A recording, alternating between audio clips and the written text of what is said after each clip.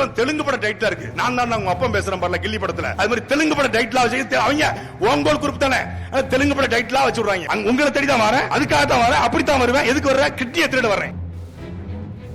வருடத்திற்கு மொத்தமே 12,000 ரூபாய் வைத்துக் கொண்டு அவன் எப்படி வாழ முடியும்? அதனால தான் எங்களுடைய தன்மான தலைவர், தானை தலைவர் ஆகஸ்ட் 7 போன அந்த மனுஷனுடைய மகன், அன்பு மகன் ஐயா ஸ்டாலின் அவர்கள் ஒரு அருமையான ப்ராஜெக்ட் பண்ணி கொடுத்தார். யாரு? நெசவாளருடைய வாழ்வாதாரத்தை காப்பாத்த. நெசவாளருக்கு நெசவு செய்ய முடியல, கூலியும் இல்ல, என்ன பண்ணணும்? 2 கிட்னி இருக்குல்ல, ஒரு கிட்னியை வித்து பொழத்துக்கூடான்னு சொல்லி திமுக தலைமை கழக பேச்சாளர் திராவிட ஆனந்தன் மூலியமாக யார குறி வச்சிருக்கான் பாரு, நெசவாளரை குறி வச்சு கிட்னியை திருடி இருக்கான். திருட்டுன்னு சொல்லாதீங்க, முறைகேடு செய்பவர்னு சொல்லுங்க. நகைய களவாங்கிறவனு ஏங்க சொல்றீங்க? பதறுதா இல்லையா? எடை குறைப்பாளர்னு சொல்லுங்க. ஆற்று மணல் அள்ளி விக்கிறான்னு ஏன் சொல்றீங்க?